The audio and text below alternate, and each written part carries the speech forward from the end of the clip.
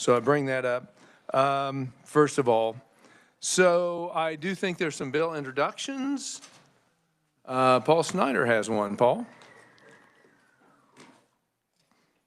Good morning, committee. Paul Snyder, representing Kansans for lower electric rates.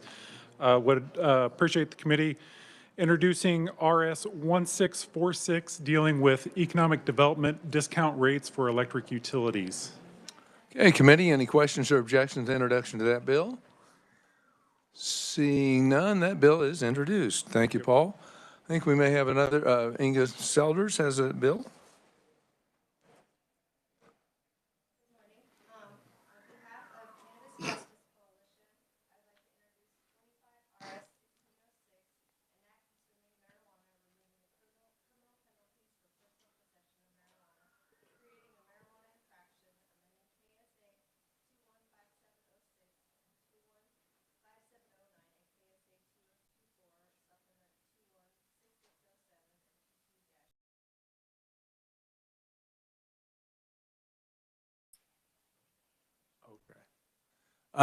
Committee, do you have the RS number on that?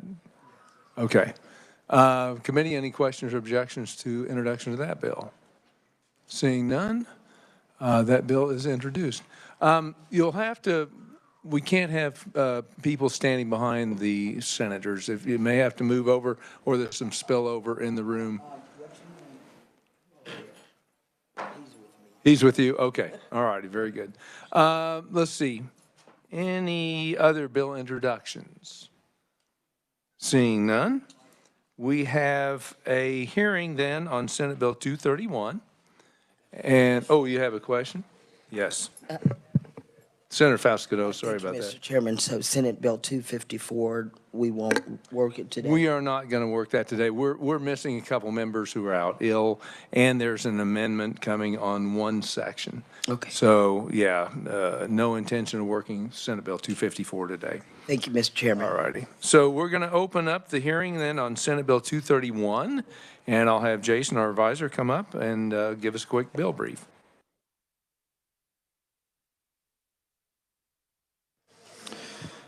Thank you, Mr. Chairman, members of the committee.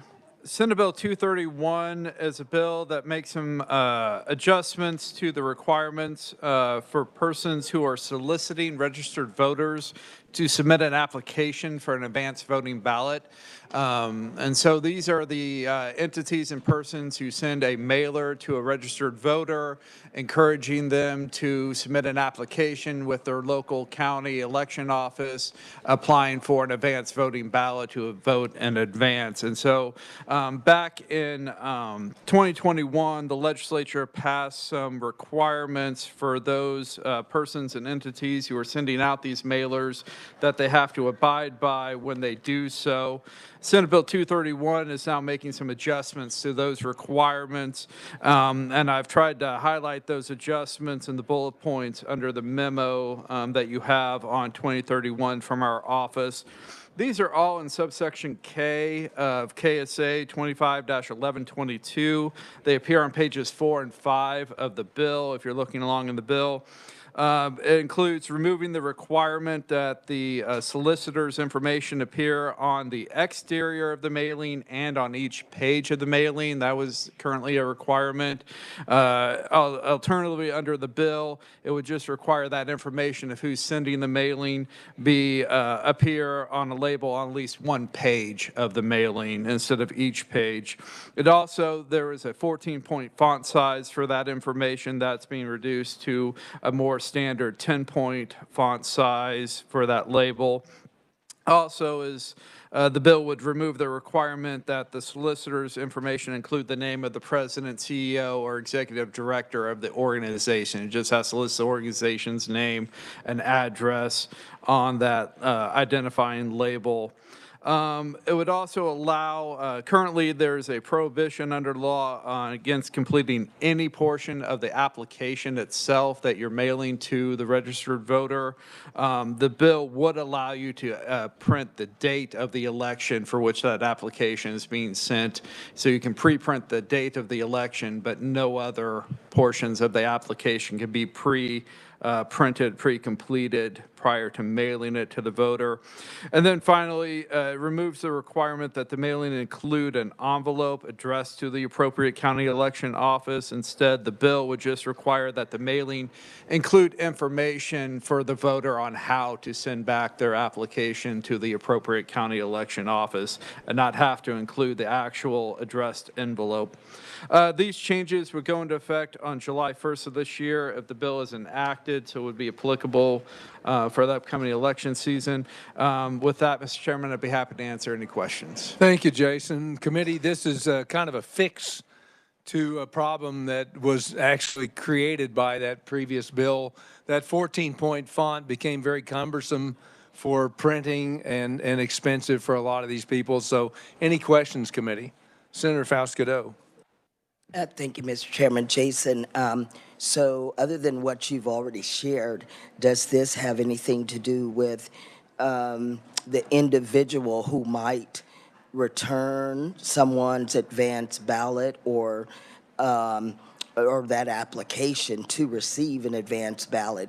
If I'm registering people to vote, can I have those applications laid out for them? So the registered voter is one who completes and signs the application for the advanced voting ballot. And this bill makes no changes to how that process is, how the application is returned to the county election office, and it makes no changes with respect to the actual ballots themselves and completing and returning the actual advanced voting ballot. We're just talking about the application to receive one and the solicitation to voters to submit an application. So if there are any other questions, committee? Oh, Senator Francisco. Thank you, Mr. Chair. So, Jason, it made more sense to use the word label when it was being affixed to the envelope. What would the definition of label be if you say a page in such mailing, a clear and conspicuous label? So I'm wondering if it should be notice or something, you know, does it have to be something affixed to that page? Yes, I'm understanding what you're looking at. Probably, if you're no longer going to call it a label, you would probably restructure the sentence a little bit so it's just simply clear and conspicuous information and a 10-point font that includes, because it would just be information at this point. I mean, you could affix a label to a page of the mailing, or you could just pre-print the information on, you know, one of the pages, like the general information page. I don't know. Legally, it doesn't make much of a difference to call it a label or not, but if you were going to remove that word, I'd probably just restructure the sentence, is what I would recommend. Thank you, Mr. Chair. I just want to make sure there's not any confusion as Sure, label. label, yeah. Yeah, totally understand. Any other questions? Senator Starnes. Thank you, Mr. Chair. And Jason, just on the note there, the requirement removing that the mailing include an envelope addressed to the appropriate county election office for the voter. With trying to engage more voters and to do those things, does that need to be removed? Is there an issue with that? Why are we removing that particularly? I'm not sure as to the motivation behind removing the requirement. It simply removes it as a requirement. It doesn't mean they can't send an envelope addressed to the appropriate county election office. Their only requirement under the bill would simply to include information on how to return the application to the county election office. But they could still include an envelope. I don't think there's anything in the bill prohibiting that. And follow up, also, as far as, would this information include to where they could drop the application off? Because we heard lots and lots of testimony, or I've heard a lot from a lot of people as far as the post office and mail service, et cetera. So if we could also include in there that language to include where drop boxes are located for the county, so people then can drop those off versus taking them through the mail. Any thoughts on that? Since we're talking about the application for the ballot and not the ballot itself, I believe the application needs to get to the county election office, either by mail or by hand delivering it, walking it in and handing it to the county election clerk themselves. This just talks about information on mailing the application back. If the committee so desired, we could amend that language to also include or by hand delivery if you so desire. Apologize for all the noise, committee. It's hard to hear sometimes. Any other questions, committee? Seeing none, thank you, Jason. We just have one proponent in person, that's Clay Barker. Oh, there he is. He was hiding over there from Secretary of State's office. Clay, thank you for coming today. Thank you, Mr. Chair. Clay Barker, General Counsel for the Kansas Secretary of State. And Mr. Chair, you're aware of this, but I need to apologize to the committee. I was double booked on testimony today here for 2 bills in Senate Judiciary. So when we're done with the second one, I'm going to have to scoot out. I hope you don't take that in the wrong light.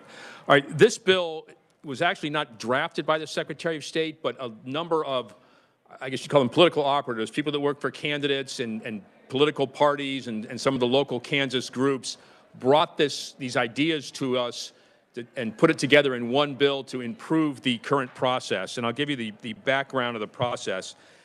You may remember in 2020, the year of the COVID election, there were wave after wave of mail ballot applications hitting voters in Kansas. Some of them would get 6, 7, 8, 9, and they were not coming from the government. The government may have sent one out in certain counties, but they were coming from third-party groups outside the state. And it caused a lot of confusion and a lot of work for the counties because they had to process each one.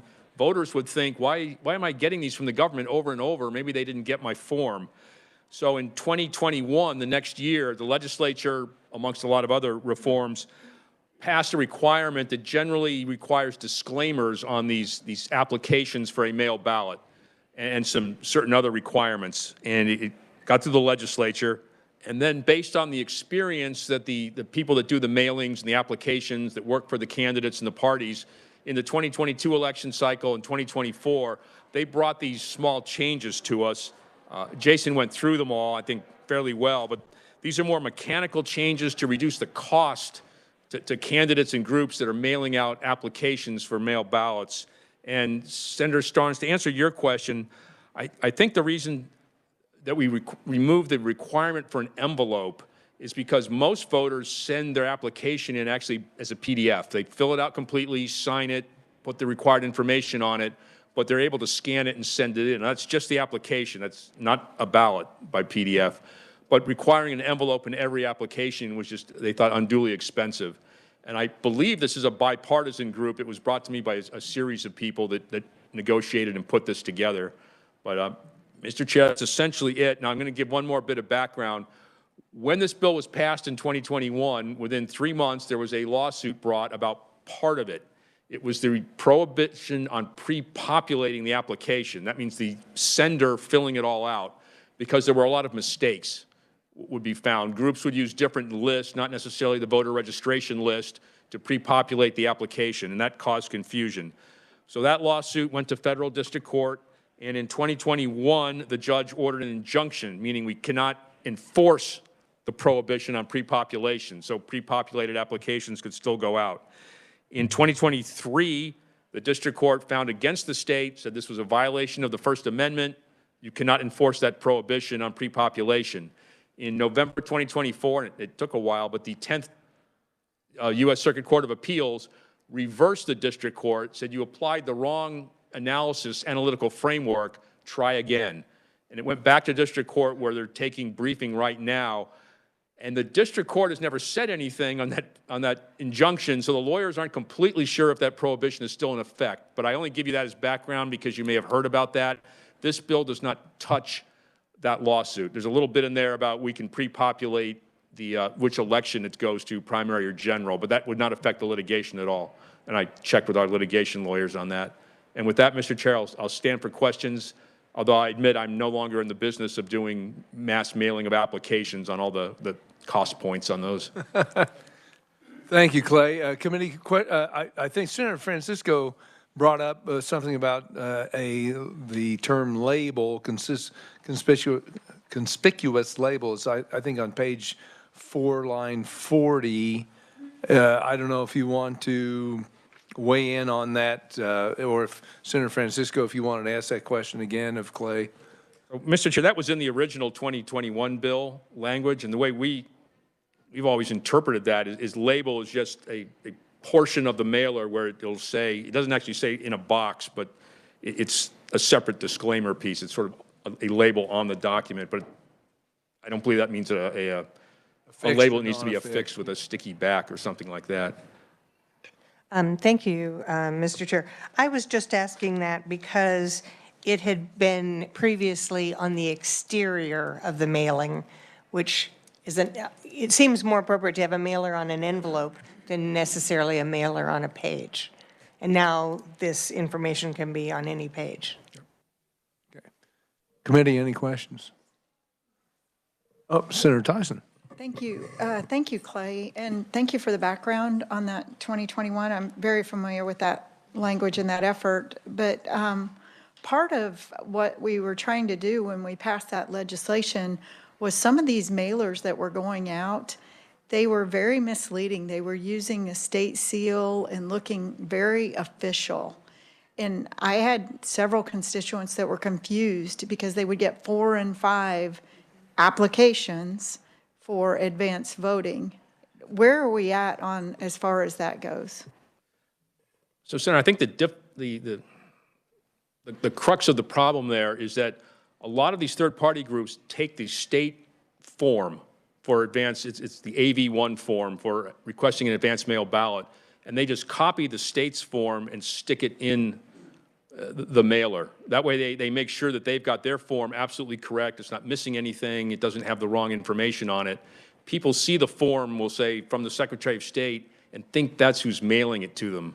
And I'm not sure what we can do about that, because they're not, they probably use some pretty evasive language. I understand your point that they mimic being the government, but if they send our form, there's nothing wrong with that because the form will come back to us. Right, but it is misleading. I think they'll put the seal, the state seal on the outside of the envelope too. I mean, that makes it even more confusing that it does look like it's coming from your office. So yeah, if you can come up with any ideas, I would really, maybe we add language that if it's not from the Secretary of State, that the form must say so. And Senator, I know you've introduced a bill about impersonating an election officer that might touch on that and some other activities out there. Looks like Jason has a comment here. Mr. Chairman, members of the committee, I just wanted to point out that the current law does require that the mailings contain the statement, disclosure, this is not a government mailing, it is from a private individual or organization. Okay. No follow-up. That's what I was going to say, Okay. Mr. Chair. Sorry. Very good. Senator Tyson. Thank you. Maybe we need to add a fine to it if that statement isn't on their letter. Thank you, Mr. Chair. Jason, do you have? Mr. Chairman, members of the committee, it is a Class C misdemeanor to violate the statute. So it is. Okay. Senator Fasquedo. Mr. Chairman, I agree with Senator Karen Tyson and Clay. Didn't some of those applications come from Missouri? Yes, Senator, some of the applications, or probably a lot of them, came from outside the state. But at the beginning of the litigation, the Attorney General and the plaintiffs agreed that that was probably one step too far, and the state agreed not to enforce that. And some of you may remember in Johnson County in the last election in 2024, there was like 42,000 of these applications were sent out that had the wrong return address for the election office. It actually had a number across the street and further down, but which shows you the mistakes that can happen in confusion. Right. Any other questions, committee? Seeing none, thank you, Clay. There's no neutral testimony, and there's only written opponent testimony by Nathan Madden from Health Forward, and that should be available to you, committee, in your S drive. And with that, we'll close the hearing on Senate Bill 231 and open the hearing on House Bill 2022, clarifying a special election shall not be held within 45 days before or after a general or primary election. And I'll have Jason give us a quick brief. Hey, Mr. Chairman, members of the committee, House Bill 2022 comes over from the House amending KSA 25-2502, which is a general definition section for the election laws. It defines what is a general election, a primary election, and a special election. Under current law, a special election is any election that's not general or primary. But then there's also a caveat that it cannot be held within 45 days of a general or primary election. House Bill 2022 amends that to specify that it's 45 days before or 45 days after a primary or general election, as there was some confusion as to when that 45-day period applied. I will note that the special election can be held in conjunction with a general or primary election, so it can't be held on the same day as a general or primary election, just not within 45 days before or after those election dates. The House Committee on Elections placed the bill on the consent calendar, and it passed on a final vote in the House of 119 to nothing. This change would go into effect on July 1st if enacted, and I'd be happy to stand for any questions. Thank you, Jason. Committee, any questions on this simple bill? Senator Falsgado.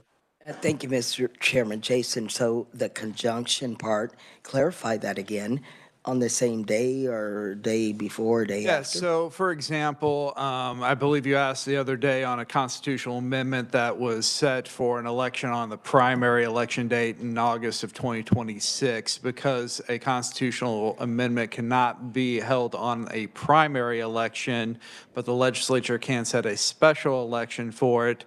The language was establishing a special election on that question that was held in conjunction with, i.e. on the same day as the primary election. Sure thing. Any other questions? Seeing, Senator Falsgado, or Senator Francisco, sorry. Too many, again, it's the Fs. It's the F. The Fs. But that's not the grades either of us got in school. So this is, this is probably a question for Clay Barker, so I should have waited till we. If you want to hold, we'll just, yeah, okay. Seeing no other questions, thank you, Jason, appreciate it very much. And our first in-person proponent testimony comes from Clay Barker. Welcome back. We're going to try to get it out of here in time to get over to judiciary, so. Up 2 flights of stairs. There you go. Mr. Chair, thank you. Again, Clay Barker, General Counsel, Kansas Secretary of State. The Secretary of State brought this bill to clarify language that we thought was clear that was passed by the legislature and enacted into law in 2023. And it said that a special election shall not be held within 45 days of a general or primary. And the intention and what was testified to the legislature was the word within meant before or after. So it was like on either side. Some counties were told by people that wanted special elections that no, that only meant 45 days before, not after. And this would just clarify the legislature's original intent, and as you heard, it went through the House with no opposition. But I thought I'd back up and explain where the 45 days comes from. So what this bill would essentially, the effect is between July to December, the only time a special election could be held, that would be a bond election, a school tax election, a constitutional amendment, would be on the primary or general election day. So it'd just be something added to the ballot. It does not affect what happens earlier than that. Now, the 45 days is two reasons. One is if you have a special election and a regular election too close together, the state law would require you to close the registration books for more than 30 days because they would overlap their timelines. Then you'd be in violation of federal law. That happened in the city of Atchison, and the ACLU came charging in. We almost had a lawsuit, and we told the city, you're going to have to let these people register. The other reason is because the primary and general elections are very busy for county election officers. They have military ballots going out and polling places and canvases and provisional ballots. And in the August, September timeframe, they're also doing the revenue neutral work, at least 101 that have clerks.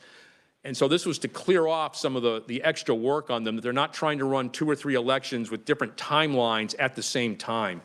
And so the county, the Organization of County Clerks and Election Officers was supportive of this bill. They testified in the House on it.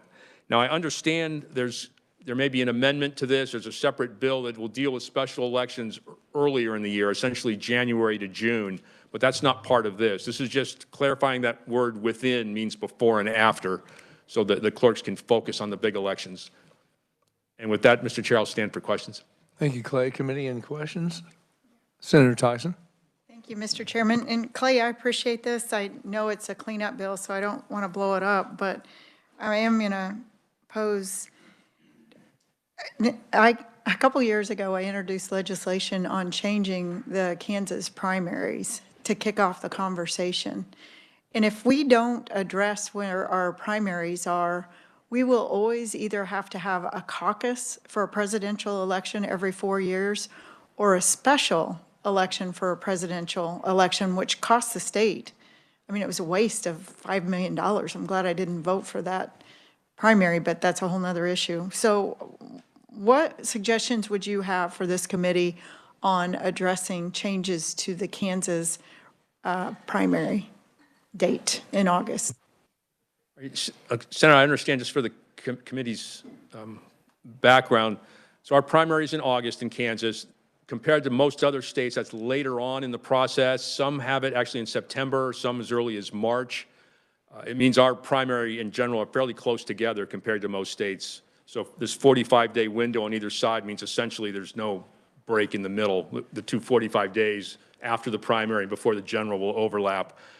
There's a historical reason why we picked August. It was to get a faction of senators to vote for the primary, and one of them said, if you put it in August, because it came after the Republican National Convention, I'll tell my people to vote for it. So there's no real logic to why we picked August, except now the entire calendar is based on August, November. So if we change the date, we have to be very careful. We go through all the implications of changing all the other deadlines in there, and it will also push campaigning possibly back into the legislative session, but I'm sure you'll all be briefed on the implications of that if we did it.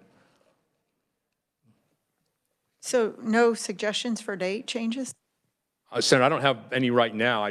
If the Senate proposed dates, we could put the pros and cons or the implications so you could all decide on that, but I'd predict that Secretary Schwab would be neutral and say that's a policy decision for the legislature to make. Senator Francisco. Thank you, Mr. Chair. And so, Clyde, thank you for being here, and I really understand now why we don't want it any closer.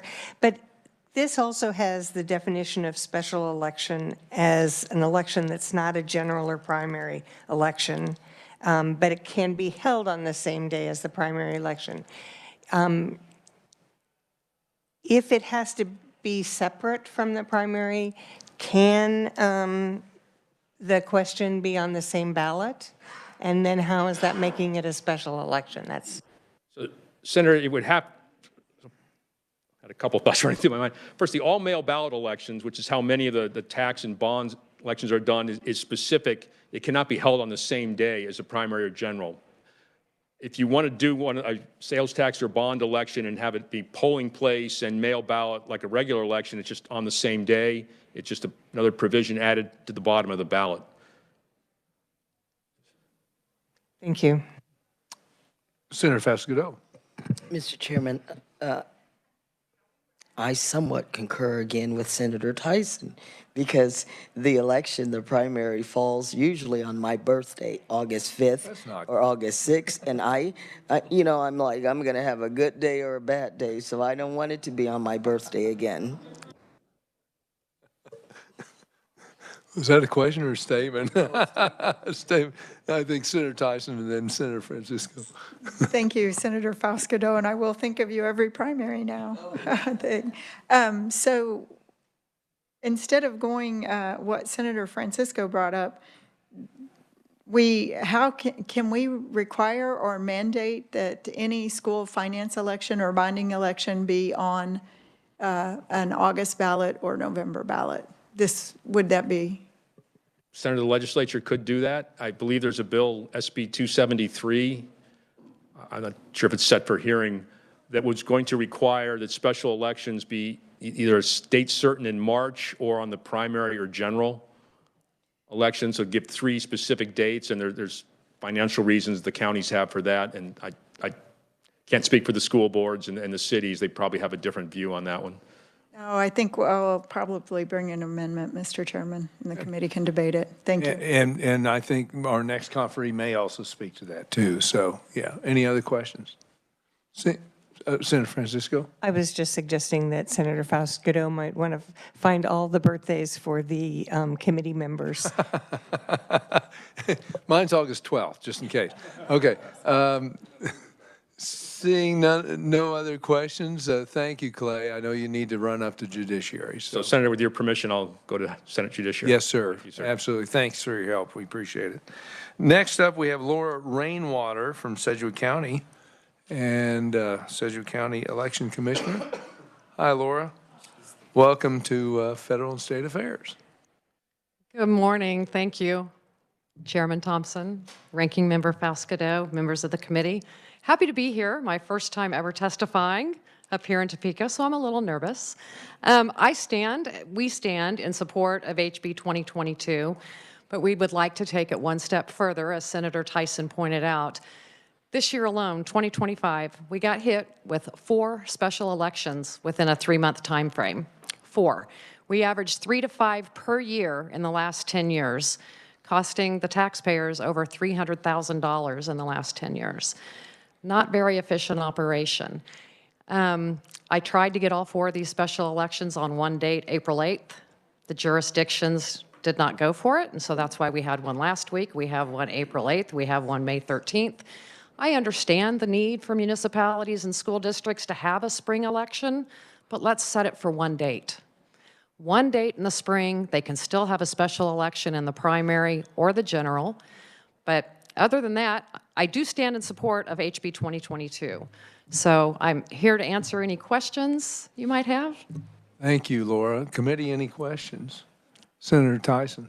Thank you. And Laura, I appreciate your testimony. You're more generous than I am. I figure they can do their budgets and be in August or November, because how much are these special elections costing?